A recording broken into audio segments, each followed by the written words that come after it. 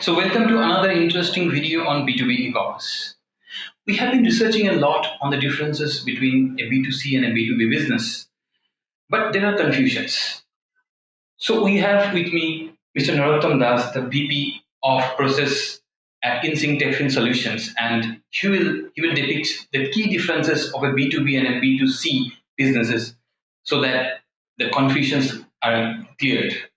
So hello Narottam. Hi, Soumitra. Yeah, welcome to InSync. Thank you. So my first question, obviously, is who is the customer in a B2B business? Obviously, the confusions are there, but it's very simple thing that B2B business customers are some business house or some organization. But for a B2C business, it is the consumer, that the individual is the customer. Okay, so you can say that the end user, when an end user buys from a store, then he's into a B2C business. Yes, generally end users are buying things from the B2C, and a company buys from a B2B. B2B store. Right. Okay. So my next question is, what is the main focus in a B2B business? Very nice. In a B2B business, the primary focus is personalization. So, what does it mean basically? Personalization here, I would like to mention is that the personalization is the business personalization, the deal personalization.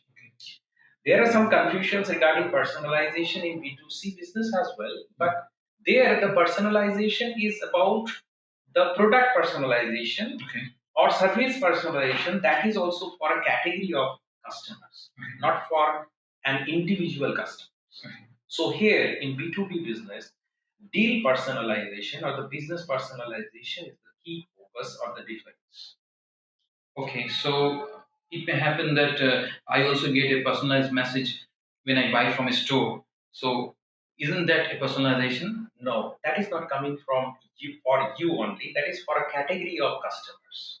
Okay. So here I am talking about in B2B business, it is for individual who may get some personal benefit or some customized deal, which is not there in B2C. Okay.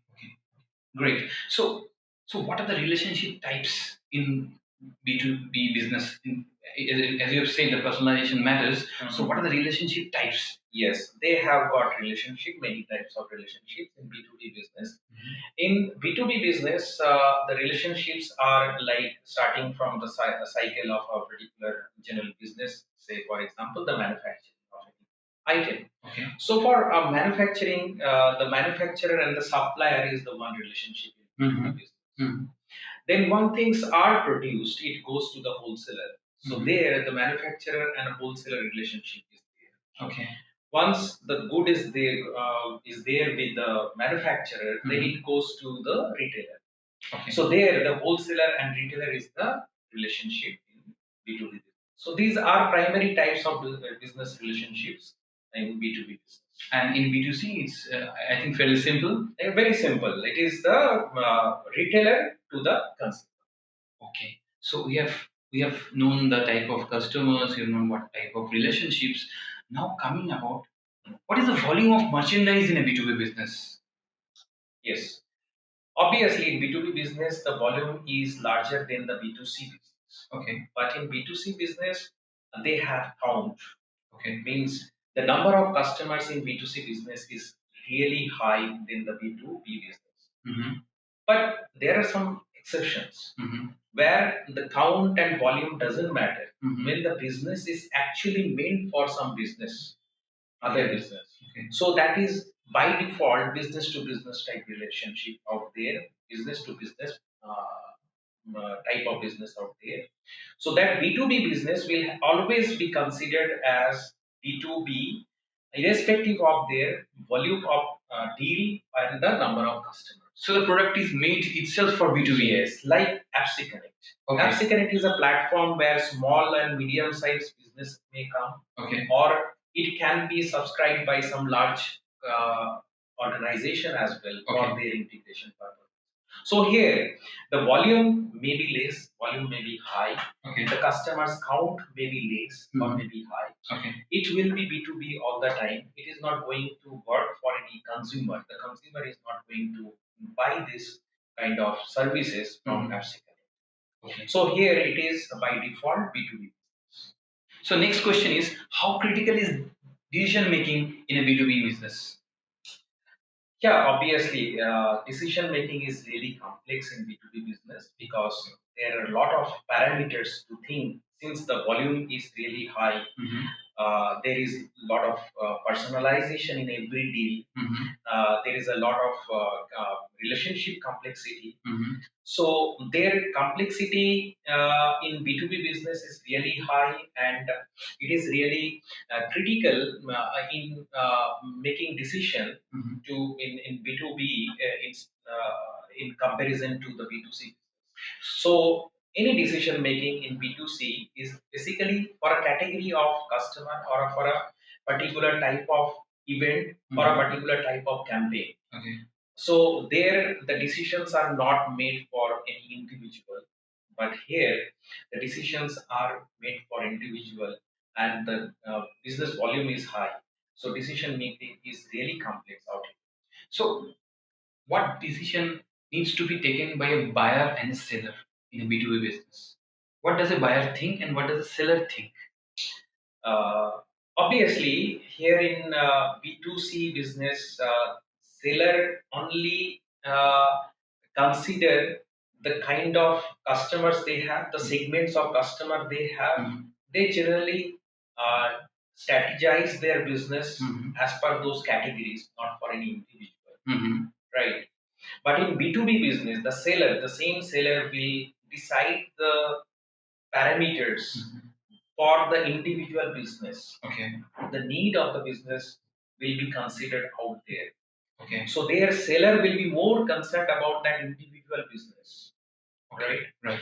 But for a B2C business, there the seller is thinking about the categories. Now the buyer is also considering the simple parameters like price, the quality of the item, right, not other parameters. Okay. But in B2B business, buyer will also consider the relationship, the kind of goodwill they have in the market. Yes, So obviously that goodwill. Whether that buyer, which is the business in B2B B2B kind of business, whether they will be able to maintain the long-term relationship or not. Okay. So there, buyer will also think other parameters like the goodwill of the business they are trying to deal with. Great. I don't have a B2B business, but I would love to have a B2B business in future. Now, in case I open a B2B e-commerce site, website, so what are the key features it requires in today's world so that I can compete with any other competitors? Right, right. The discussions, whatever we have done, actually, it actually indicates the kind of features we should find in any B2B application or the solution. Okay. So in any B2B solution, the feature like advanced user management, since here you will focus more on individual users or the individual customer, right. They will be the users here on the particular solution. So that user management should be very advanced, right? So that you can manage those individual users very efficient. And next can be the pricing. Obviously, the price lists. Yes, yes. The price lists. There will be many price lists. And on top of price list, we will have various discounts on the basis of volume, on the basis of the time they are taking, basically the kind of relationship you have. So they will have various price lists. On top of that, discounts will also be there. So the price list feature, discount feature are very critical to look into in any business to business solutions. Right? Yes, right. And does it require any other payment methods? Yes, yes. Obviously, the payment methods are really like in B2C business, there will be multiple payment methods. It will also have the similar kind of payment methods. We don't find initially I don't find any difference. But there is a difference in payment method which is called credit limit. Okay. So nowadays, maybe some B2B business is also trying to introduce that credit limit, but that is not yet so popular. But in B2B business, this credit limit payment method is very essential to have. So in payment method, the credit limit is one differentiator between B2B business and the B2C. So it's like a wallet we use in B2C? It is not wallet actually. It is purely the credit days, whatever the B2B business is introducing. The seller is giving one facility to the buyer that for how many days or for what period they can take things on credit. Okay. So great. Thanks, Narottam, for all the offerings you have provided for the differences between B2B and B2C. So hope this clears the confusion between the two types of businesses you are doing. So what business you are doing? Kindly comment below what type of business you are into, what business you are interested in, so that we can answer more questions on that. Thank you for the moment. Thank you. Don't forget to like and subscribe to this channel to get more updates about B2B. For more information on B2B e-commerce solutions, you can contact at sales@insync.co.in.